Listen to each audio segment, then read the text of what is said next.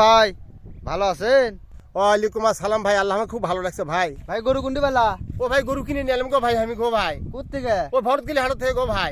Has, কয় টাকা দে? ও ভাই 20,000 টাকা দিয়ে আনলাম গরুটা ভাই কিনা ভাই।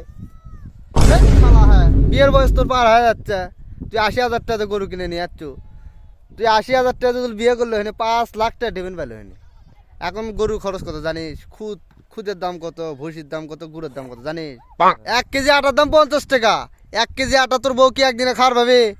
এই গরুটাও দিনে 300-400 টাকা কিনে লাগবে, সেটা আটা তুই পাবো কোনটা? তোকে বুদ্ধি কারা দিল? ও ভাই আমি অত বুঝতে পাইনি গো ভাই। আমার এক ভাই করছে তুই গরু কেন গাইবি হবি, তার বাচ্চা কাচ্চা হবি, তুই অনেক উন্নত মান হবি। এখন দেখিচ্ছি অনেক টাকা যাচ্ছে ভাই, খুদ আছে, গুঁড়ো আছে, ভুসি আছে, এগুলো খরচ অনেক টাকা যাচ্ছে গো ভাই। আমি তো মনে হয় যে এটা ভুলই করছি গো ভাই। ও ভাই তাহলে এখন কি বুদ্ধি করা যায় ভাই, তুমি একটা কথা কও ভাই। আমি এটা এলাকার একটা মাতব্বর মানুষ, তুই আমাকে করলো না এই বিষয়টা। ও ভাই তুমি না সুন্দর কথা কছো ভাই, বিয়েই করা লাগলো গো ভাই, আমার বিয়েই করা লাগলো, তাহলে আমি টাকাও পাইলাম না ভাই। অত বুদ্ধি থাকলে গরু না কিনে বিয়ে করলো না, যা গরু বেঁচেতে হয়, যা বাস পেতে গরু বেঁচেতে হয়, যা। তুই আমার এলাকার মার সমানে শ্বাস করলে, যা। মনকে চিনলু নাই, সোনাকে চিনলু, বানাকে চিনলু, মনুষ চিনলু নাই, ধন নাই বলি মোর পাকে ননি তার